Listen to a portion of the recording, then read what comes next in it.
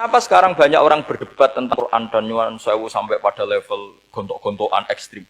Karena mereka nggak mau belajar ulumul Quran. Kegiatannya debat, tukaran. Yang bingung kita, yang waras ngalah lah kira-kira gitu. Ini nggak pernah ngaji Quran, gegernya. Ya kacau. Ada ulumul Quran, jadi yang namanya kitab Al-Itqan. Dan itu dibukukan oleh ulama. Dan gampang sekali.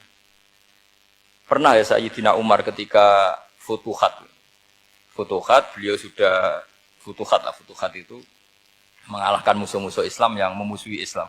Perlu dicatat, musuh-musuh Islam yang memusuhi Islam. Karena kalau yang tidak memusuhi Islam nggak boleh dimusuhi juga. Ya. Singkat cerita ditanya, kenapa kita tidak tasakuran besar-besaran, kita kan sudah menang. Padahal disambut sedemikian rupa. Jawabnya Umar apa? Inna wa ta'ala qad ayyara qauman faqala adhabtum thayyibatikum fi hayatikumud dunya wastamta'tum biha. Allah itu mengkritik kelompok kaum yang dalam hidupnya itu foya-foya. Maka foya-foya itu supaya saya menyisakan jatah foya-foya saya sampai di surga. Nanti orang kafir ketika dimasukkan neraka di antara taubehnya Allah. Taubeh itu ya semacam kayak disalahkan gitu. Adhabtum thayyibatikum fi hayatikumud dunya. Jatah-jatah kenikmatan kamu, salah kamu habiskan di dunia. Sehingga kita harus pernah pas enak-enaknya tidur, tahajud, wiling-wilingan, ngurangi jatah. Sayyidah Aisyah itu cantik sekali, tapi sudah turu mujur di depan Nabi, Nabi tetap sholat. Kalau sampai istrinya tidak cantik saja, nggak pernah tahajud. Itu masalah besar, itu Aisyah itu kenangannya Aisyah. Saya ini kurang cantiknya. Sampai Nabi kalau sholat digoda tidur di depannya, masyhur. Wa ana mu'taridotun, saya tidur malang di Nabi. Nabi kalau berdiri sikilnya aku tak glojorno, kalau Nabi mau sujud, tak ingkret. Nabi terus saja tahajud. Dan saya yakin itu sunnah, tidak ada yang niru itu. Aisyah loh, bukan yang Saudah, Aisyah. Di semua riwayat itu, kalau Saudah kan mungkin, wah pantesan Saudah kan gitu. Ini Aisyah. Terus ada cerita lagi, betapa Rasulullah memang Nabi betul. Aisyah itu istrinya paling cantik. Kan yang nyanyi cantik itu hanya Aisyah, Zainab sama Sofia. Kira-kira rivalnya itu. Yang rivalnya itu kira-kira. Ya sebagian ya cantik tapi enggak sekelas ini. Rasulullah itu malam-malam keluar. Terus pikiran Aisyah pasti ke sebagian rival saya. Doroh itu maru kalau coba. Dibuntuti sama Aisyah. Nabi enggak tahu kalau dibuntuti Aisyah. Ini hadis riwayat doa masuk kuburan. Jadi hadis itu ya unik, kalau enggak di tangan ulama itu jadi kacau. Babu doa li ahlil kubur. Bab mendoakan ahli kubur itu babnya itu tentang cemburu. Walhasil karena Nabi keluar, wah ini mesti itu enggak benar ini. Paling ke Sofia atau ke ya pokoknya Zainab, pokoknya yang cantik-cantik. Ditututi sama siapa Aisyah. Nabi enggak tahu itu. Ternyata Nabi itu kebaki itu. Assalamualaikum warahmatullahi wabarakatuh wa inna insyaallah bikum lahikun. Jadi barokahnya cemburu, hadis itu ada rawinya. Oh, ternyata ke kuburan toh. Itu sampai pulang, jadi hadis itu diriwayatkan Aisyah. Ghirtu itu cemburu, saya ini cemburu sama Nabi, malam-malam keluar, tak tututi jubli morok kuburan. Lah, sahabatnya tanya, muridnya Aisyah, lalu baca apa? Assalamualaikum minin wa inna insyaallah bikum lahikun. Kalau sampean kan enggak, dibuntuti tok bar tenan. Mesti barbaran. Jadi ini penting saya utarakan. Jadi cobalah ulumul Quran dikaji secara baik. Insya Allah nanti maknanya Quran itu mudah sekali. Karena memang sesuatu itu harus ada ilmu. Ya sesuatu itu harus ada ilmu. Banyak ulama itu nangis karena mudah memahami rahmat Allah. Abu Yazid Al-Bustami itu jadi wali bukan karena banyak wiridannya, enggak. Dia setiap makan itu memuji begini, ya Allah, engkau itu tidak butuh saya, tapi kenapa ngasih makan saya? Kalau majikan ngasih makan karyawannya kan supaya mau kerja. Semua kebaikan manusia itu pasti ada imbalannya. Tapi engkau itu tidak butuh apa-apa, kenapa ngasih nikmat kepada manusia padahal engkau tidak butuh? Itu kan aneh betul. Kalau apapun ikhlasnya orang, kalau ngasih itu kan ada maunya. Meskipun sudah bilang ikhlas. Oh sudah, tapi kalau Allah itu tidak butuh. Misalnya ada orang nyumbang masjid ikhlas, tetap di hatinya, benak Jumatan Par, Quran yang dindi, tetap ada kepentingannya.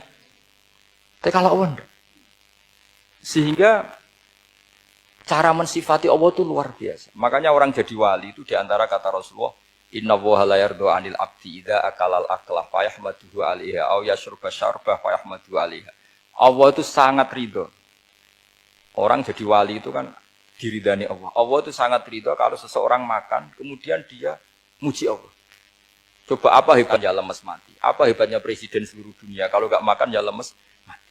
Orang yang katanya paling top di dunia, itu nggak makan kangkung, nyatanya ya lemes. Hebatnya di mana? Coba? Yang kita puji-puji hebat, ternyata kalau nggak makan itu lemes. Pak Rektor nggak makan lemes, apalagi Pak Onwel nggak makan lemes. Hebatnya apa coba? Nah, terus kelihatan wa khuliqal insanu dhaifa. Makanya ketika Allah mengingatkan orang yang menyembah Isa, Allah hanya menghentikan gini, kana yakulani to'am. Isa dan ibunya itu makan. Maksudnya kalau nggak makan itu ya Kamu kebayang nggak punya Tuhan terus, Pak Tuhan jenengan lemes, monggo dariin. Kayak apa malunya kita punya Tuhan kalau nggak makan apa? Lemes. Terus nanti cerita, alhamdulillah tadi Tuhan mampir sini. Tadi lemes lah tak kasih makan, bergas lagi. Makanya ini kalau nggak makan itu. Tapi kita sering keliru mengatakan Presiden Amerika itu super power hebat. Hebatnya di mana seorang manusia? Kalau nggak makan ya. Ini makanya Allah ngintikan wa khuliqal insanu dhaif. Sehingga banyak para wali itu dekat Allah ketika makan. Bukan apa karena tadi makannya itu enggak kayak sampai ana makan banyak lahap segala-galanya udah gitu. Itu enggak setiap makan ya Allah betapa lemahnya saya. Yang katanya rektor, yang katanya profesor, katanya orang alim kiai, katanya pengurus NU, pengurus Muhammadiyah ternyata kalau enggak makan lemes. Kerennya di mana lemes? Sehingga terus tawadu, terus macam-macam. Jadi ini penting. Jadi Allah mengingatkan manusia itu dengan makan. Makanya Nabi Rasulullah ngendikan Allah itu sangat ridho seseorang yang setiap makan muji Allah. Tapi sekarang orang karena ada aturannya sebetulnya ngunyahnya sampai sekian kali. Ya, tapi sekarang kan sudah ada seperti itu. Makanya sekarang wali sudah enggak banyak. Pendaftarnya juga sudah ada banyak. Apalagi orang-orang intelek itu sudah agak tertarik daftar wali. Memangnya kalau sudah jadi wali dapat uang malah repot lagi kalau itu. Tapi ini saya cerita orisinilnya ilmu Quran. Ketika Allah mengkritik Isa itu hanya ketika dituhankan maksudnya. Itu hanya dengan kalimat kana yakulan itu Isa dan ibunya sama-sama makan. Dan ketika Allah memuja Rasulullah SAW dan para nabi, itu pujaannya itu aneh. Wa ma arsalna qablaka minal mursalin illa innahum la yakuluna ta'ama wa yamshuna fil aswaq. Saya tidak pernah menugaskan para rasul kecuali mereka itu ya makan dan jalan-jalan di pasar. Saya sampai sekarang hampir tiap minggu itu jalan-jalan ke pasar sama anak saya. Meskipun saya di Rembang Betul kayak gede itu tetap biasa saja. Karena apa? Kata Rasulullah Muhammad, Isa itu sampai dituhankan itu gara-gara jarang makan. Terus orang memitoskan macam-macam. Rasulullah itu kalau makan itu di depan umum, sering di luar rumah. Supaya kelihatan kalau beliau itu manusia. Jadi makannya Nabi adalah nafyun li uluhiyati. Perlu dicatat Nabi Muhammad jadi Nabi setelah dengan tanda kutip tragedi Isa dituhankan. Karena Rasulullah jadi Nabi setelah tragedi Isa dituhankan, maka sisi manusianya itu diperlihatkan. Sampai kalau makan tuh di depan umum. Tapi enggak marung di KFC, enggak ada riwayatnya itu. Nah, karena kepentingannya itu sehingga makannya Nabi ini ibadah yang luar biasa. Karena menunjukkan sisi kemanusiaan yang akan aman, tidak akan dituhankan. Paham ya? Sama. Seperti kita misalnya kiai atau pejabat. Makan saja enggak apa-apa. Tunjukkan kalau kita manusia. Kalau enggak makan lemes. Dan kalau itu terus dalam hati kita, insya Allah kita orang yang mengimani wa khuliqal insanu dhaifa. Betapa manusia itu lemah. Nah, tapi kita sekarang enggak. Kalau kita jadi rektor enggak bisa mengendalikan satu kampus. Jadi kiai bisa mengendalikan umat.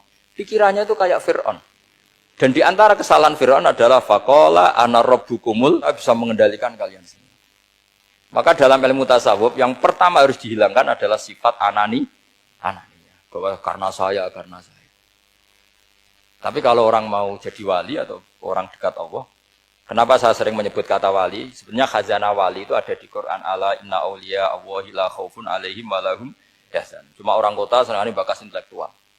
Wong desa senangnya bakas wali. Akhirnya banyak orang yang enggak wali modus pura-pura wali terus nipu orang. Jadi sama-sama ada korban. Yang intelektual juga sama. Seakan-akan lebih intelek dibanding wali ini. Makanya saya intelektual ya ada di Quran. Maksudnya terjemahnya ada. Bahasa wali juga apa? Dan kadang orang jadi wali itu melakukan hal-hal yang kecil. Yaitu merasa doif saat apa? Makan. Merasa doif saat makan.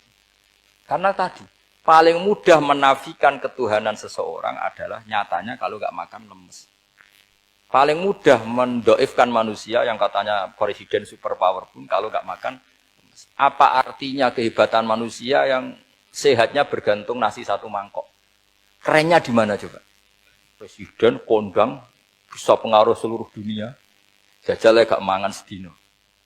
Lemes. Berarti hadar rojul lelaki ini bergantung satu mangkok nasi. Hebatnya di mana juga?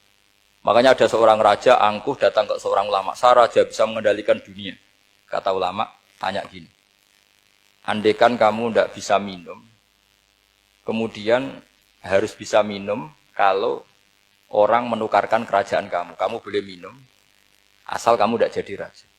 Apa kamu kasihkan kerajaan kamu ketika kamu harus minum dengan cara seperti itu? Misalnya di tengah belantara, kalau di Arab kan sering ada apa? Sahara itu ada padang pasir.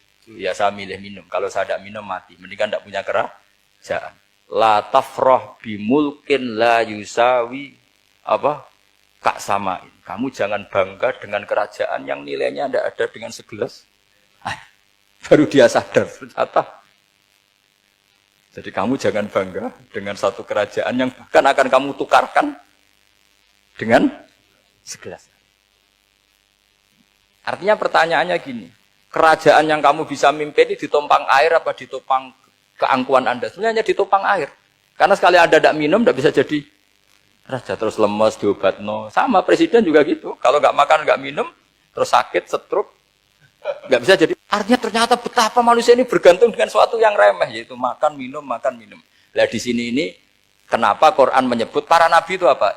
Illa innahum la ya'kuluna ta'ama wa yamsuna fil aswaq. Kalau kamu tidak memahami seperti ini kan terus kayak Quran kok ngomong hanya gini kok. Kayaknya kelasnya kok nggak intelek gitu. Cara pandang nggak seperti itu. Paham ya? Jadi supaya lebih apa? Memahami Quran dan kamu akan lebih tasdik kepada Quran sebagai kalam Allah yang pegangan kita. Demikian. Assalamualaikum warahmatullahi wabarakatuh.